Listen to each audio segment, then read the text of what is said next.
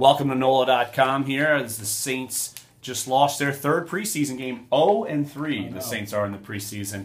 Larry Holder, Jeff Duncan here with you as they just lost to the Texans 27-13, and quite an unexpected preseason game. You figure you'd see them for 3 quarters.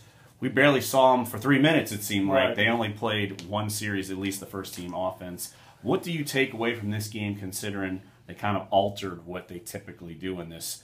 Most of the time, it's their most important dress rehearsal. Yeah, Sean Payton said afterward that they're handling this preseason differently than the past because it's clear they wanted to look at certain positions, certain spots on the team that they really are having trouble with separating players on the roster. And so that's what this game was about. It was about them evaluating the backup offensive line, the safety position, and that depth at wide receiver. They needed to see some of these guys. So that's why when they saw Drew Brees for one series, they know what they got in Drew Brees. They wanted to look at Luke McCown and Garrett Grayson. So I don't take much out of how they performed. I mean, clearly they were sloppy late, but they had 6 penalties in the first 3 quarters, and they ended up with 5 in the fourth quarter alone. So it skewed the numbers. He was upset about that. The thing that I wrote about tonight that just is starting to something I've been noticing is they're struggling to score touchdowns in the red zone. It's something that came easy when Jimmy Graham was here. And it just looks like, I don't think there's any reason to panic, but it's just something, it's a work in progress. They're trying to find the go-to guy, and they've dialed up a number of different players. They dialed up Marcus Colston tonight. He failed to score. Josh Hill.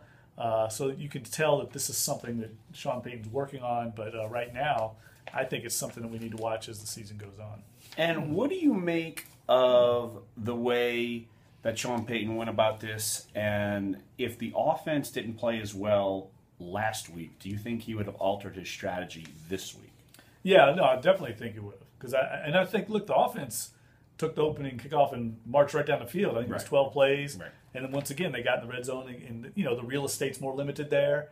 It's harder to score, and Jimmy Graham made it look easy. But I think he liked what he saw. And the thing that I like early on that has to be encouraging for everybody that's a Saints fan is their offensive line's playing really well. I mean, they ran the ball, they mixed it up, Brees looked good. All those things you like to see. And so eventually you figure they're going to be able to score touchdowns when they get down there. But they were moving the ball against the Texans defense without J.J. Watt out there. So it made it look a little easier. No J.J. Watt, no Vince Wilfork, no Jonathan Joseph. Those guys haven't played in the entire preseason. So the Texans have even gone even more extreme, gone basically Adrian Peterson with those guys.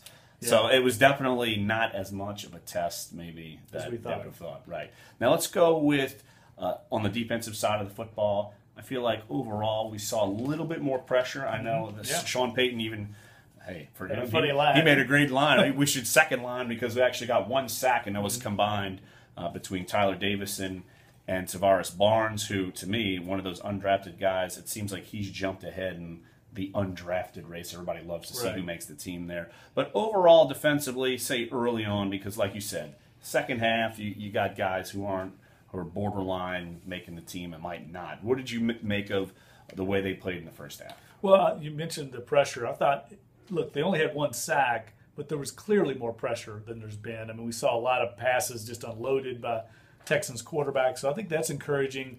But I think it's clear that Sean Payton knows at this point, and Rob Ryan, they're probably going to have to manufacture pressure. These guys just aren't beating a lot of blocks one-on-one. They don't have that kind of gifted pass rusher that, say, Junior Gillette just had that incredible burst off the edge. They're going to have to figure it out with scheme until maybe a guy like Auli Kikaha comes along. He's the guy that stands out the most. You see him putting more pressure than anybody else. But, look, Sean Payton made no bones about it in the press conference afterward. He said, yeah, it's a concern, and it's something that they're going to keep working on. Hence the joke. He has to joke or he'll cry because there's not enough pressure. And you mentioned Kikaha. Last week he had some pressure. This week, back-to-back, and this is against the first line.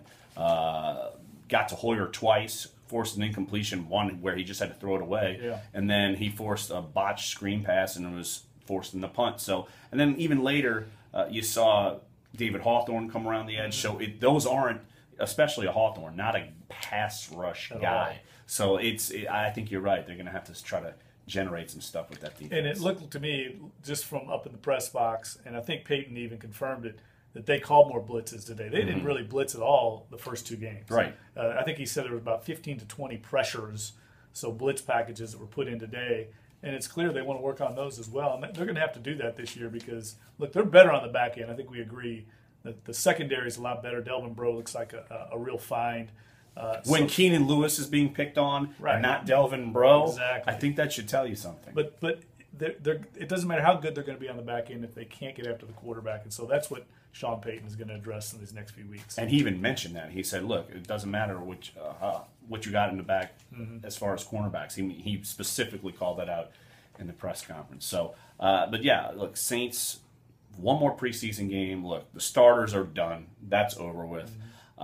What do you think the Saints are going to be looking to get out of that last preseason game? Well, I think they've got to identify the last 10 or so roster spots. And cuts are coming due September 1st, which is Tuesday. Right. So I'm sure cuts will be made tomorrow. By the time they hit the practice field on Tuesday, those cuts will be made. They'll be down to 75. Yeah, and they've got to find out like who's their fourth receiver, who's their fifth receiver, who's the third tight end, who's the third safety, all those kind of things. Vinny Cincinnati was injured tonight. We don't know how serious that is. All those things have yet to be determined. The one thing that did come out, we haven't talked about him tonight, clearly they're enamored with Marcus Murphy, the rookie return man. He looks like he's added some juice to the return game, and boy, they desperately needed it.